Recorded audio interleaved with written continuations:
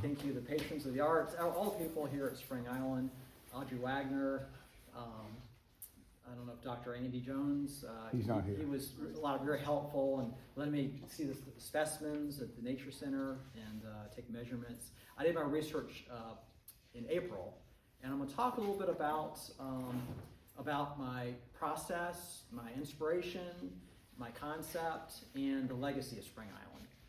And it's an honor to be here. So thank you very much for coming. And by the way, I started seriously when I was 14. The first time I carved, I was 10 years old. I cut myself trying to get my merit badge in Boy Scouts, and I fainted in the summertime. So my best friend comes running over and thinks I'm dead. But later I had really good teachers in that program. I was at Magnet School for the Arts. My mom had me tested. She was a teacher. My father was a tennis pro. So yeah, I grew up in Cincinnati and just very, very thankful for my mentors I've had because they were wildlife artists. One worked at the Cincinnati Zoo and really elevated my art because I was able to gain that knowledge of, understanding reference material. So by the time I was 14 or 15, I had plans to build an aviary in my parents' backyard. I got a variance because it was Marietta, Georgia, outside Atlanta.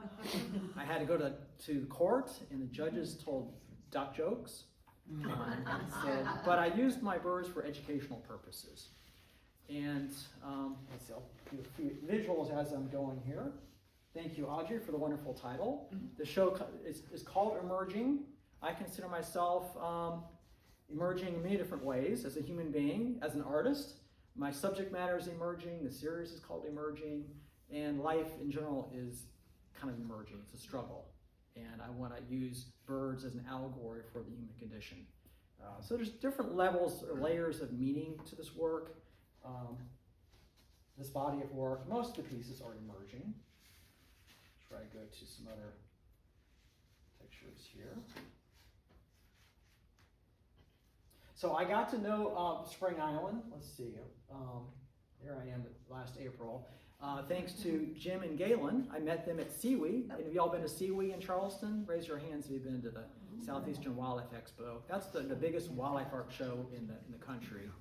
And but unfortunately during COVID, everything kind of shut down. And I was very thankful for Jim and Gaylynn because they commissioned me to do a piece for their wonderful house. And it was bluebirds, which you have tons of bluebirds here. One of the biggest populations I understand in the eastern side of the country, which is incredible. So it's an honor, and Jim showed me around several years ago, and I came back multiple times to help him. He's a Renaissance man, and an artist. So many of you guys are artists here and really fascinating people. And I like to see, I like working with people like that. So I don't have a piece of the commission, but if you don't know Jim or Gaylynn, see the bluebirds at their place. But I fell in love with the island back then, and I was like, this is a place I want to go back to. So when I heard about being an artist in residence coming here, Audrey invited me, and I was really, it was an honor. So thank you very much. I had a lot of experience on Cumberland Island. My ancestor William Bartram, you spoke of, in 1774, he explored Cumberland Island and Savannah, in basically most of the Carolinas, Georgia, northern Florida, during the 18th century. And Bartram was the first to describe the great blue heron, the piece I'm donating to the trust here, part of the legacy here. And Bartram is considered America's first artist/naturalist. So it's kind of in my roots, learning I'm kind of a modern day Bartram. I'm going outside just like I'm here. My research is literally riding a bicycle, hiking, bird watching, collecting specimens, looking at things. Actually, I don't take anything live, but I took the palm fronds, and I found these palm fronds. And I came right during spring migration, so it was wonderful last spring. So these they're called palm boots from the palm tree. I guess there's different kinds. And I just had an idea that I could see something emerging coming out of them.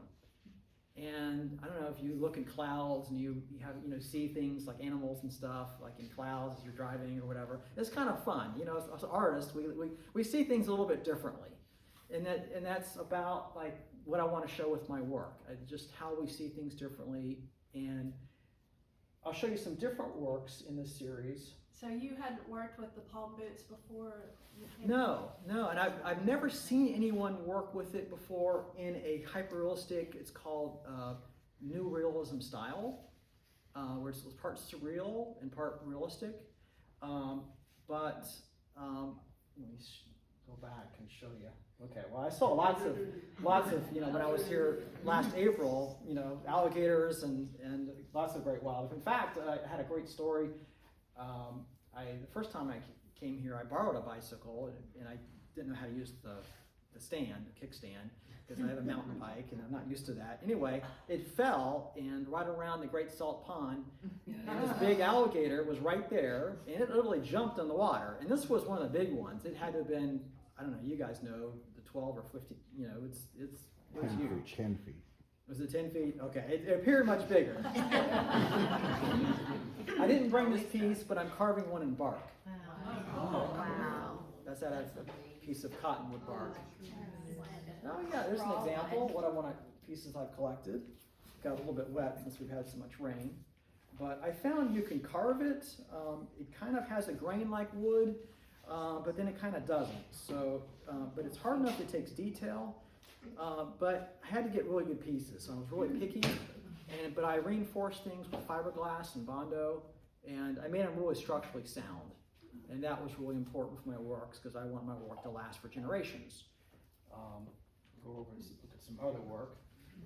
So the emerging concept came from, first I started this series 25 years ago. I was a professor of art at Kennesaw State University, and I did my thesis on William Bartram at Georgia State University, getting my master's, and I retraced lots of his footsteps. And that was very, very inspirational. That was almost spiritual, retracing the ancestor, seeing where he was, what he did.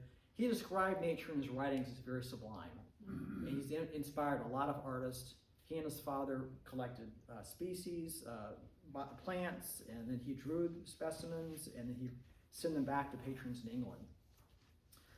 I'm not an expert on the botany or anything like that, but my grandfather, my mom's side, related to Bartram, was a microbiologist, and he taught me to catch lizards at their lake house in Clinton, South Carolina, at Presbyterian College, where my parents met.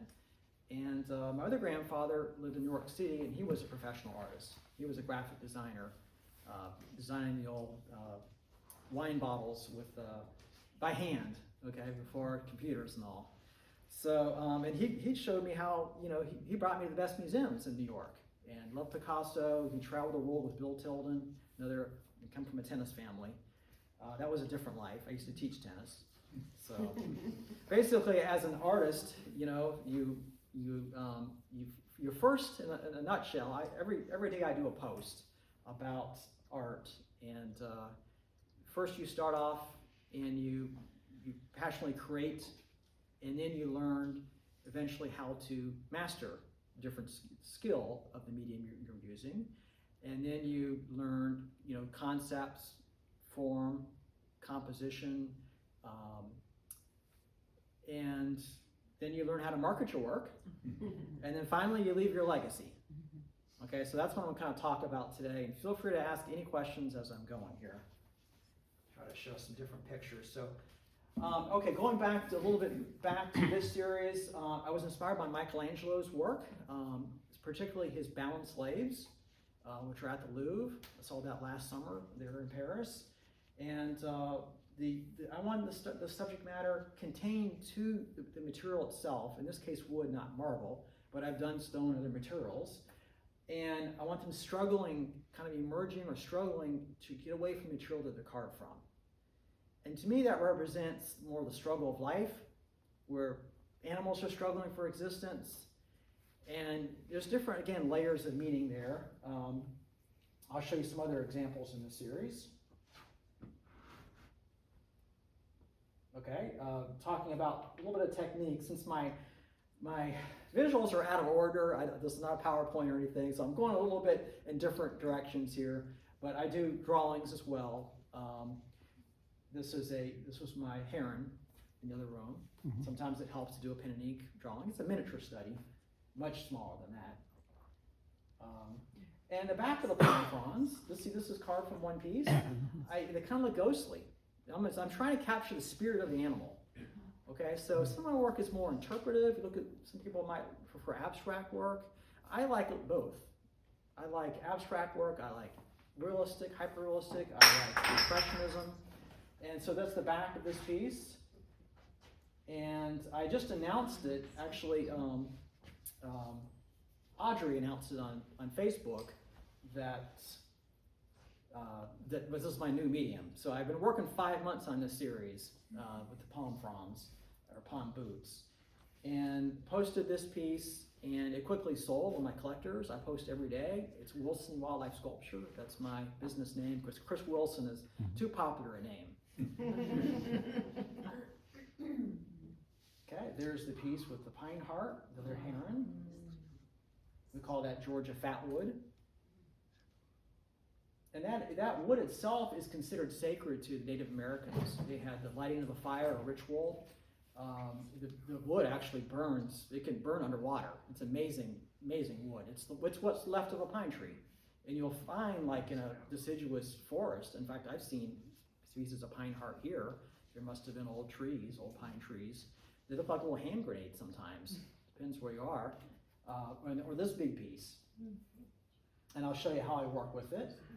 Okay, this shows the techniques and process of the carving on the left, the texturing on the right, and you can see the texturing, of course, much larger, and how I did the head separate. In fact, I have a video here. The one on the bottom is textured. I'll seal the wood before I paint it. And then I went back and, see, I carved the eyes there. I went back and put glass eyes in. The eyes are very important to get accurate.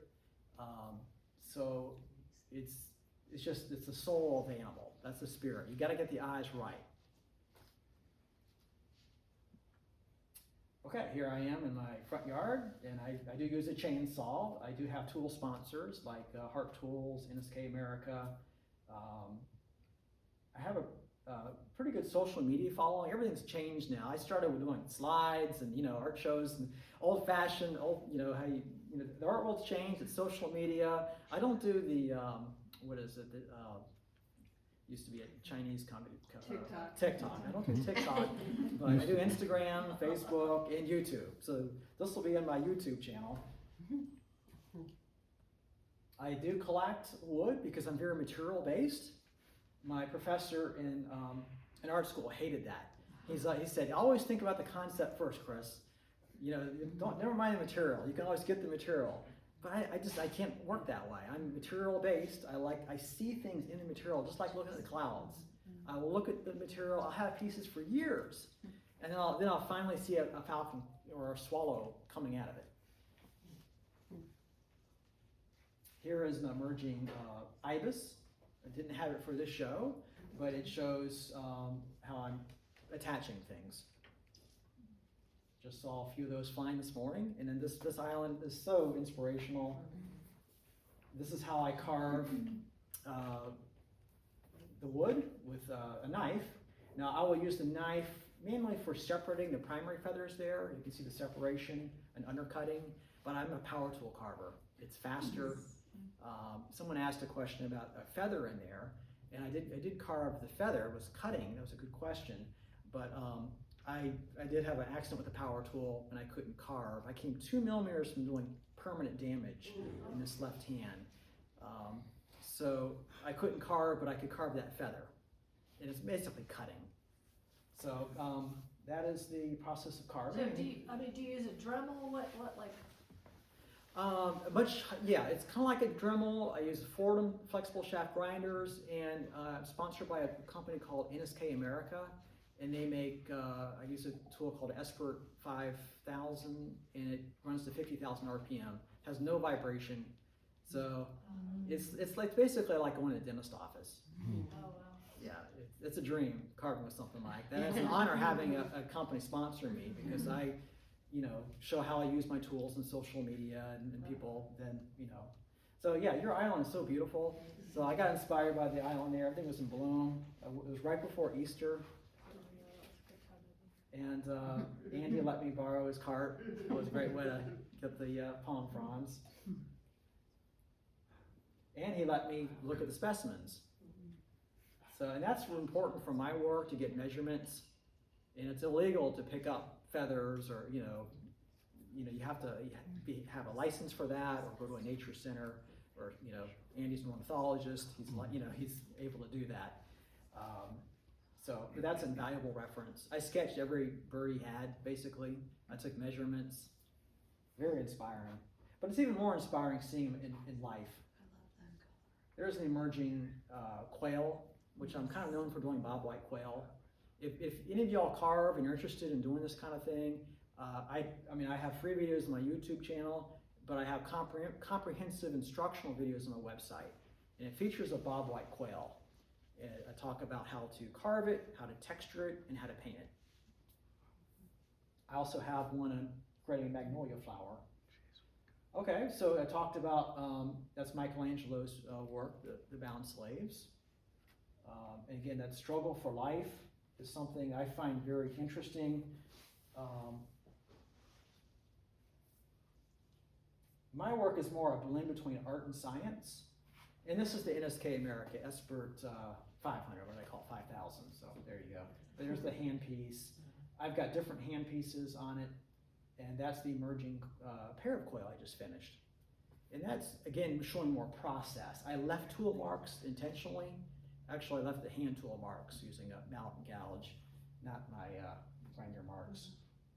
I ended up painting it. Another tool, the company that sponsors me, this is a great intro tool. You could pick something like this up for $70. It's battery operated, you can carve anywhere. You can do engraving with it. I don't want to be like an influencer here. So I do that on social media, okay? So I'm all transparent here. But I use diamond bits like this, or carbide bits, all different really fine bits for the detail. I was commissioned to do this piece coming out of the block of wood. That is a California quail. We don't have those in the East here, but my collector played golf out in Palm Springs, and so fortunately I went to, of all places, the botanical gardens in Atlanta, Georgia, had the little California quail right there, and even had the little chicks following it. It was so cute. And this piece, I posted it 2 years ago, and it went viral. I never had a post go, but it got over 1 million likes, 60 million views, 4,000 comments, and it sold quickly. That's why I do social media. It's good advertising. It's free, and it shows the process, because people don't believe it's wood. Whereas now it's AI. People think, oh, it's AI, or something. Okay, this goes back in time quite a ways. I try to make my work very sustainable. So I use Tupelo gum for most of the realism, sometimes basswood. And Tupelo has a really tight grain. It doesn't check or crack when it dries, especially if you don't have the center or the core of the tree. And I actually traded a decoy for 2 truckloads of Tupelo wood back in the 1990s when these pictures were taken. And that wood still lasts me today. Were you a tennis instructor back then? Yes, I taught tennis all through my different life. I played competitively, and I could never beat my dad though. He was really good. And I didn't reach. My brother played semi-professionally. I didn't reach that level, but I won the state championships a couple times. So yeah, early pictures, early work. Some of it a little bit interpretive. Actually, that was after art school in college, and I ended up working for some different sculptors at that time. I didn't really find my market. It took me a long time to get into CWE and shows like that. There's just kind of a circuit of shows for wildlife artists, Western artists, landscape artists, just different genres of art. And it just takes a while to find that. But I love the natural finish work. Again, an emerging piece in a collection. Most all these pieces are sold. And the artist bought this at CWE. She was exhibiting, but this is, again, carved coming out of the bark. These are barn swallows, and it shows a little bit more process. All my work tells a story. I want it to talk about the interconnectedness of life. I want to show,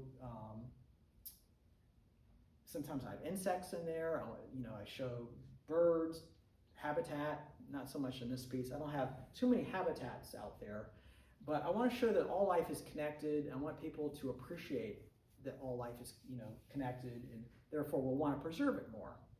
And that's my focus when I go to art shows. Is just even my social media post, I talk about like 3 billion, how many birds we've lost in my lifetime, okay, or just important things about window collisions, or how what's happening with migration, dim the lights, turn them off, things like that. Okay, this is in the show, Emerging Cormorant, and I found this piece in a river. It's pine heart, but it was sculpted by the water, and so it definitely. It told me I need to do a water bird, okay, but I did add the head and the breast, and I joined it, kind of merged the two. So the lines are very important. I think I drew this one too, yeah, I do pen and ink. Actually, I had little animals coming out of it at the top, very abstractly. And again, the drawing is only this big. I'm focusing on something super big. It brings out all my mistakes. I'm a little bit of a perfectionist, if you can't tell. I work with a magnifying lens. It's one between art and science. It's really, got to get things accurate, in my opinion.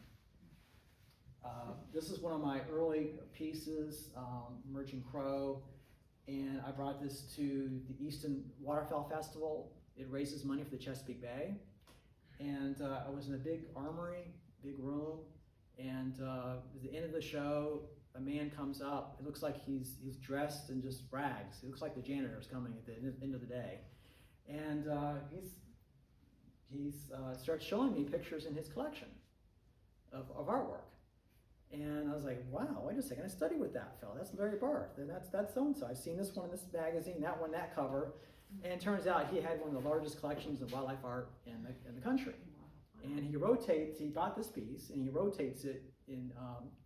At the Ella Sharp Museum of, I think it's Natural History in Jackson, Michigan. Will you talk a little bit about the feet? Yes, those are fabricated out of metal.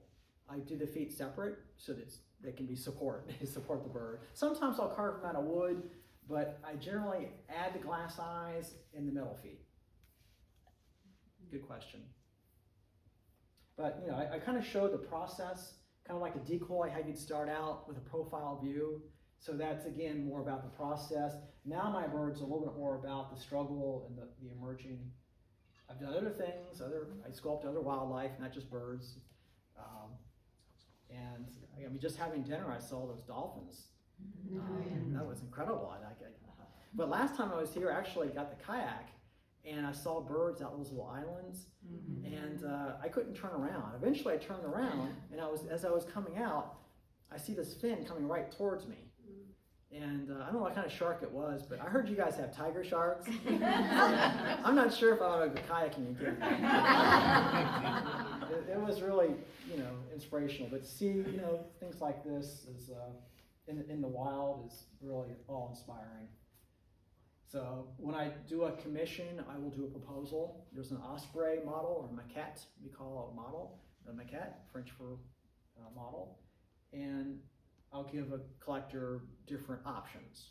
Okay, so he picked the one at the bottom right. You saw the emerging quail coming out. But I have the osprey I've got to make catching a fish coming out of the water, lifting the fish. And that's a miniature maquette. So I've got to figure out, the model helps me. That's an indirect process of carving. It helps me plan the piece, figure out how I'm going to make it, how much time is going to be involved, how I'm going to engineer it, because I design my pieces to come apart so they can be shipped and transported. I've done cubby rises of quail. In fact, let's see, I think that's the last one. Yeah, I was just in an article. It was called Quail Forever, and it's called A Legacy in Wood. It was written by Ryan Sparks, editor of Quail Forever. So I try to work with conservation groups to promote awareness. And it was a great article. And I just want to end with talking about the legacy, because it was a nice article talking about my work being a legacy. And I hope my heron can be a legacy here. But, you guys are a legacy, living on an island that, coexisting with this much wildlife.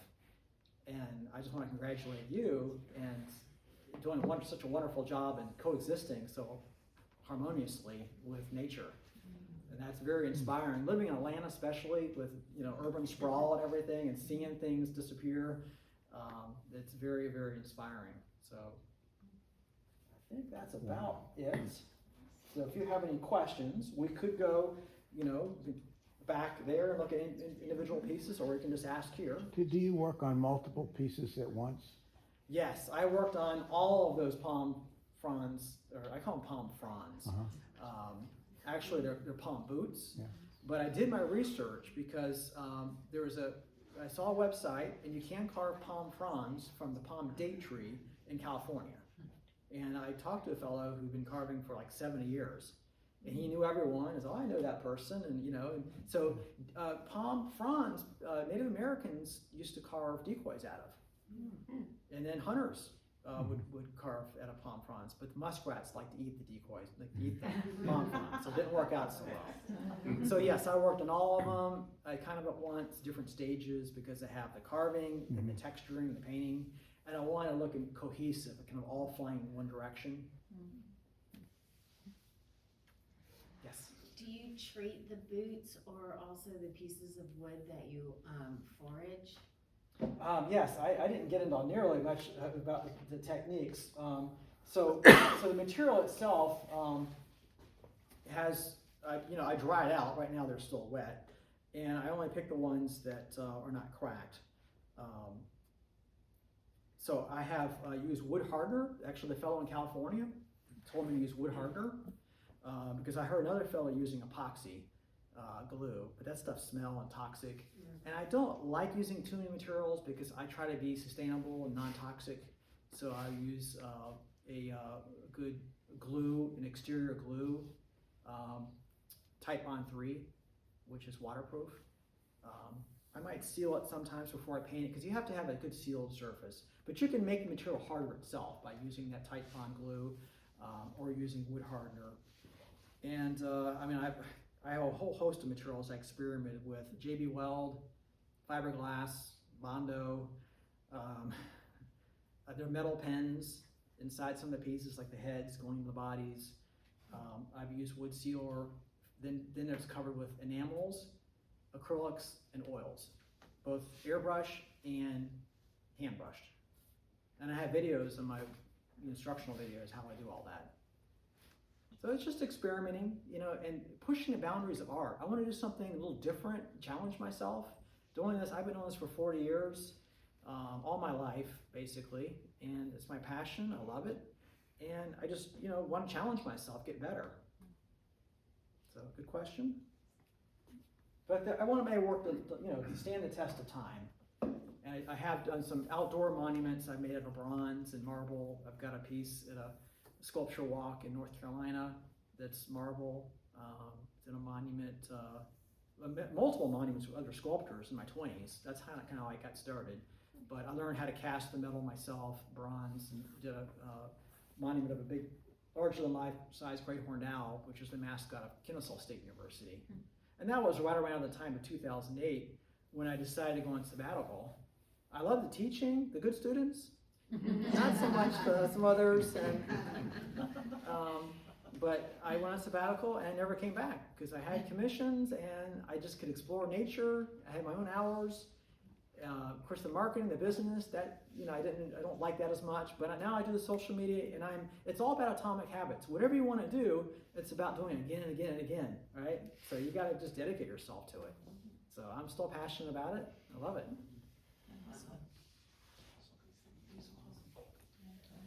Thank you so much for coming.